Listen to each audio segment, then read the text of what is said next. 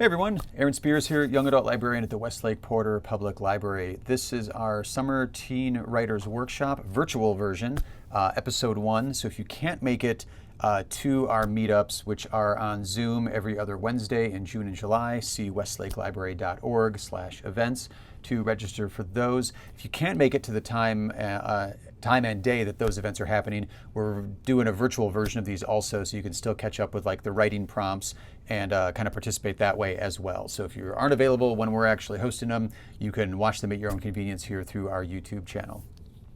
So the first one of these, we're focusing on ideas. You can't, go through and do a short story writing without any good ideas. So this first video is a bunch of writing prompts with timers built in, so you can just click play, let the video play through, and it'll be just like you were attending the workshop in person and get the same content that way. So there's built-in timers so that you can write as you go along. I find it helpful to set timers when doing creative brainstorming like this, because you have to get out some more ideas, and then if you don't like one prompt, the next prompt is on its way in just a couple of moments. So let's jump in, get comfy, get ready to go, get your preferred method of writing. I'm a notepad and pen kind of person, so I'm ready to go. Let's jump in with the first writing prompt. So the first thing we're going to look at is microfiction. Microfiction is anything from 5 to 300 words long. It's very short. It's micro for a reason. A couple of examples of this. Granted, it's a little macabre, I guess. For sale, baby shoes, never worn. That is an Ernest Hemingway, very, very, very short microfiction story. Also, Joyce Carol Oates, very prolific author, has one. I kept myself alive. Both of those speak a lot in very, very few words, so you get the idea. It doesn't have to be a multi-volume, novel series. So the first timed exercise is going to be 2 minutes, microfiction. This is, 3 sentences, maybe even less if you can swing it. In order to do that, I'm going to go over here to this one. This is DIY MFA. It's writing, reading. This is actually called the Writer Igniter. So what we're going to do here is click shuffle, and then using that microfiction format, we're going to do a character, a situation, a prop, and a setting. In 2 minutes, create a piece of microfiction. So it's someone with an obsession hosts a horror movie marathon. The prop used at some point is a passport, and the setting looks like some sort of pretty wild fountain. So 2 minutes. Let's do some microfiction with just as many of those elements as you can.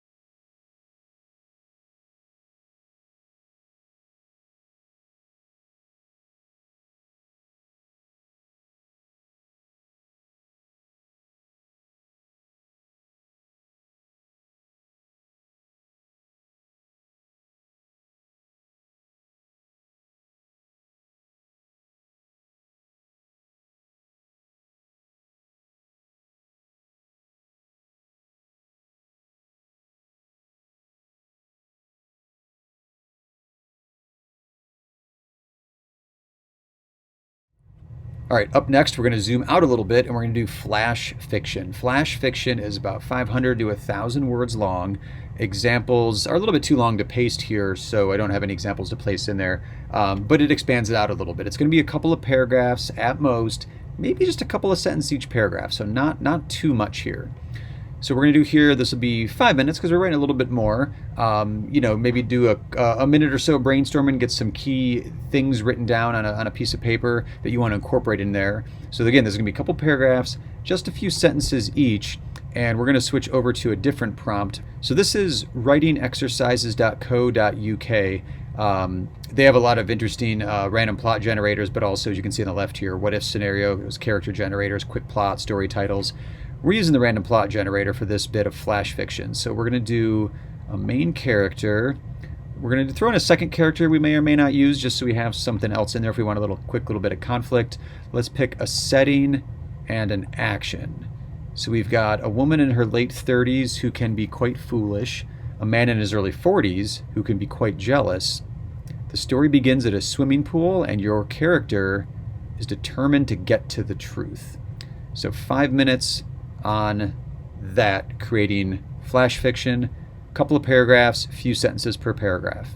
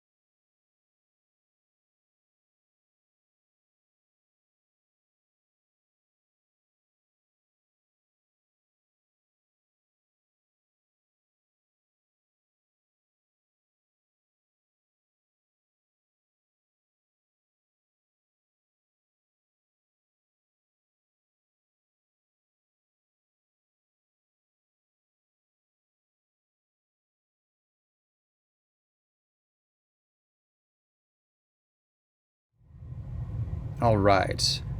Now we want to do a couple of short story tips here as we progress through a few more writing prompts that are coming our way. You want to start with a short story as close to the action of the story as possible. This isn't going to be George R. R. Martin writing Game of Thrones. Like, this isn't multiple chapters of world building and backstories to every character and all this stuff. We want to start off with the action, possibly, if you can, even in the first sentence. One of the prompts we're going to get to in a few minutes here is crafting those first sentences, hooking the reader from the very first sentence that they read. You may want to start late on your story timeline. So, meaning you want to jump in, maybe even right close to the climax, so that there's something immediately hooking the audience, hooking that reader, and compelling them to keep reading. So maybe even starting with the end. And if you do start with the end, maybe you start with that climax, and that's what we read first for those first few sentences, and then you fill in those gaps as the story progresses and as the narrative of the short story requires extra information. Fill in the gaps as you go, hopefully in a very compelling way. You also probably want to start off with your character doing something interesting. That seems kind of self-explanatory, but your character just hanging out reading a short story, while that may be compellingly written, may not be the most interesting thing to start off with here. Prompt number 1 here, we've got 5 minutes to explore any or all of these prompts that interest you. So I know there's a wide variety of genres and writing prompts, and I've been in writing groups where a prompt comes up and it's not hooking me, it's not grabbing me, and it doesn't quite work. So I put together a few here that we can, I'll leave up on screen for about 5 minutes. Try out a few of them, try out all of them. Hopefully one of these grabs your interest. You're sitting at your desk eating candy hearts. You realize the notes on the hearts are trying to give you a message. Prompt number 2, as a joke, you dial your own number with your cell phone, but someone else picks up. A group of villains go on a team-building retreat. A moment in your life where you wished you'd made a different decision.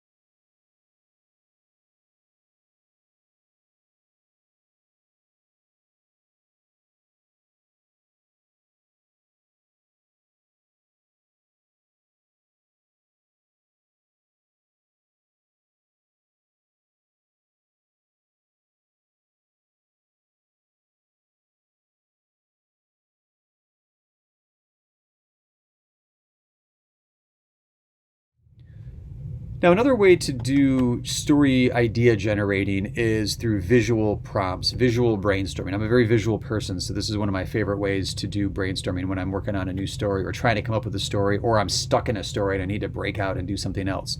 Sometimes a good setting can really inspire a great short story. So we're going to do 1 minute on each of one of these different pictures. I think I got these all either through Atlas Obscura or Board Panda or one of those websites that, a host of wildly different locations that I didn't know existed on this planet until I ran across these pictures. So very different locations. Some are going to inspire thoughts of fantasy. Some may inspire thoughts of like thriller or horror genres. I tried to do a pretty wide variety here. So go with your gut, though. I mean, we're going to do about 1 minute on each one of these images. So go with your gut. What first hits you what first pops into your mind when you see the images we're about to go into?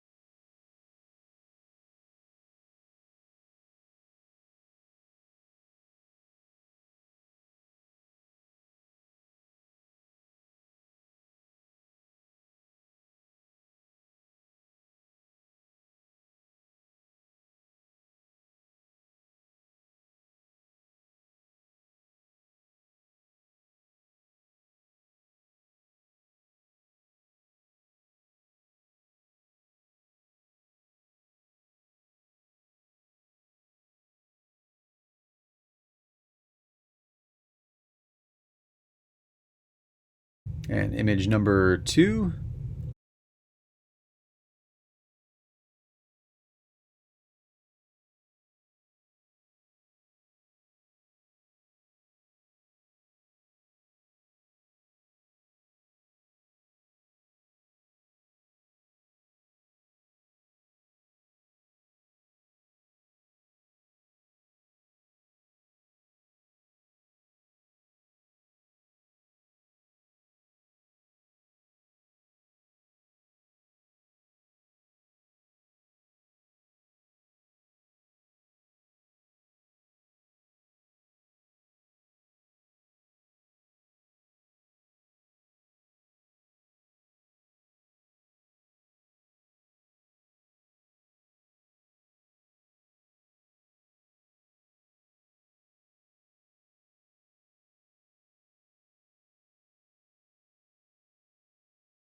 And image number 3.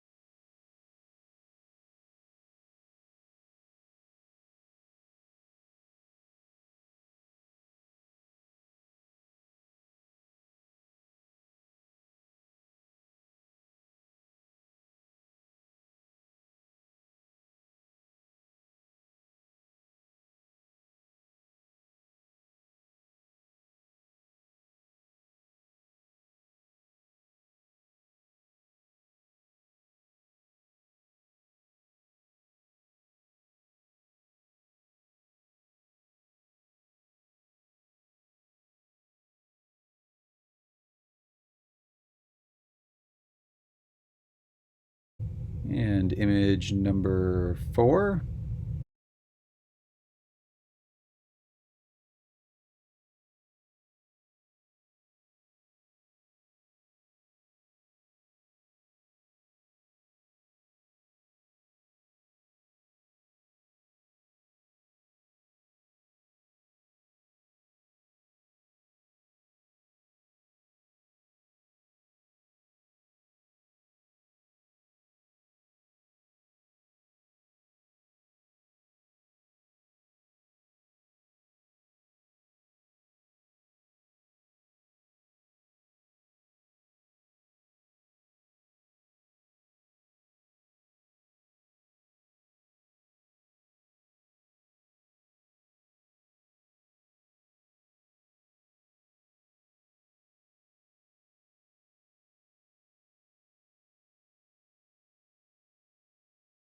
And image number 5.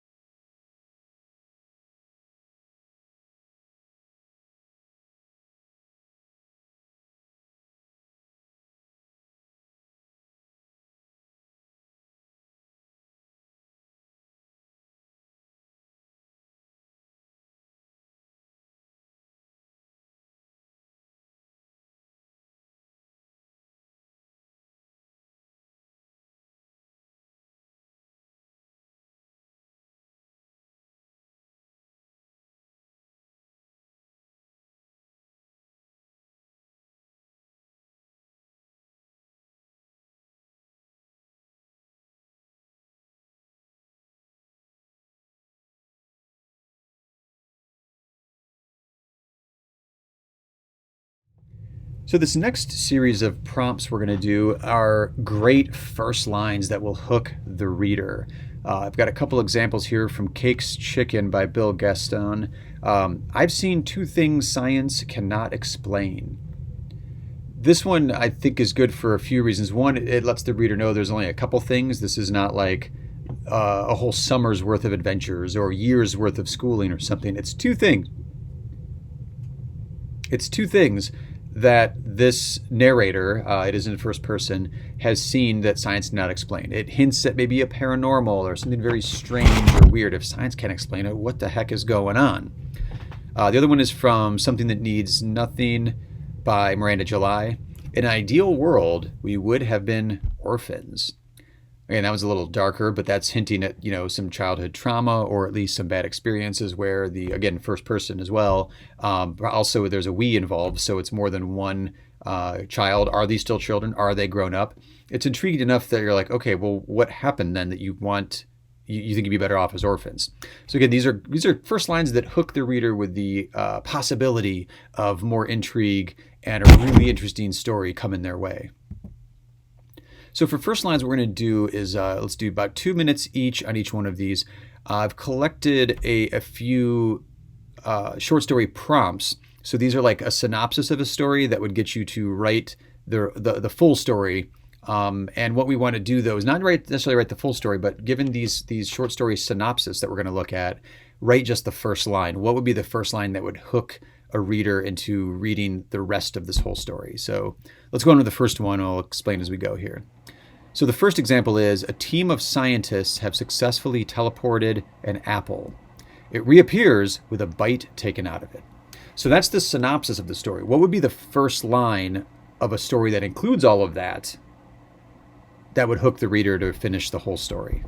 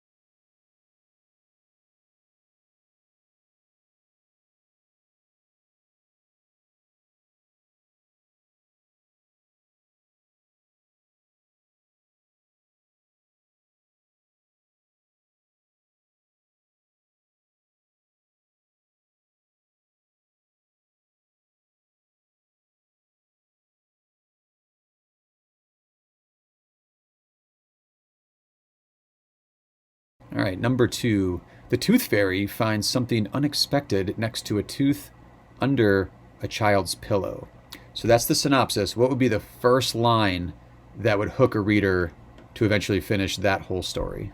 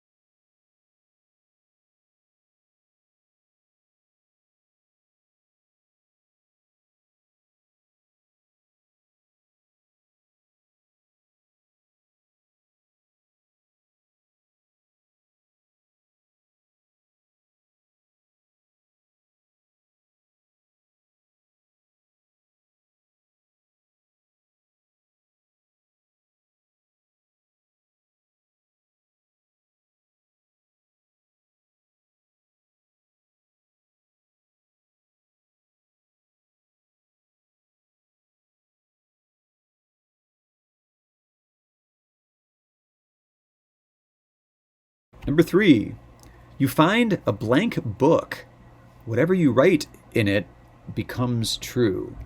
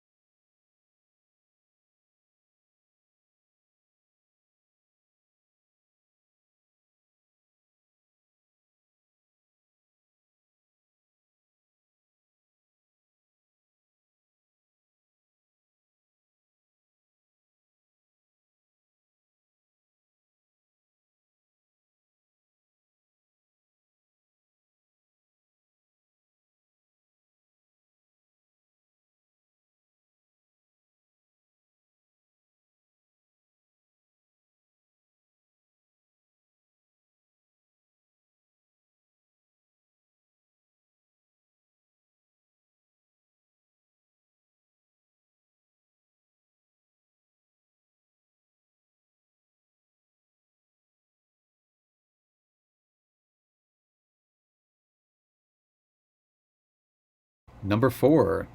A famous, a famous wand maker goes into the forest ready to get to work. They find a group of environmentalists camped out in front of their favorite hemlock tree.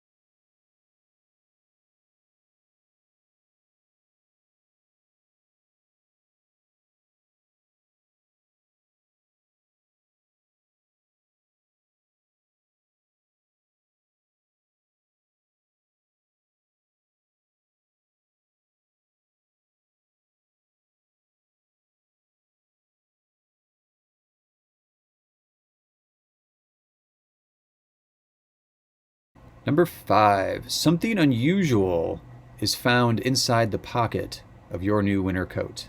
So what's the first line, first sentence hook for that synopsis?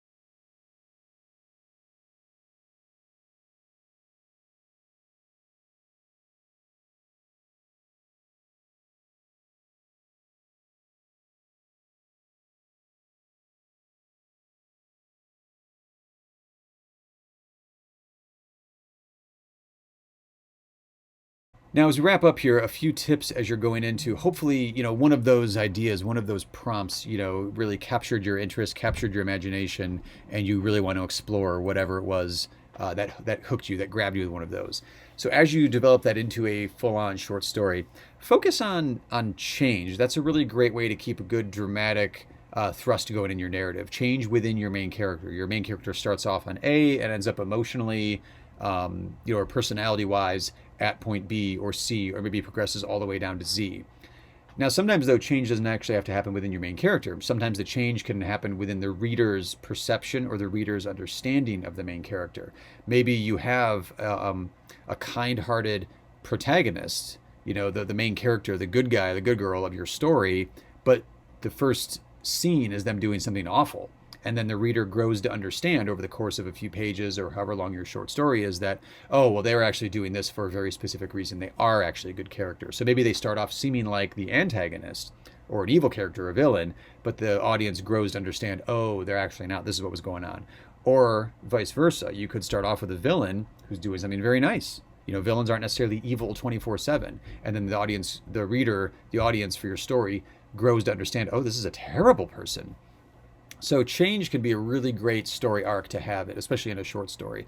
It's obviously essential for any story, but it could be very, very effective in a short story situation because it's a very limited bit of drama.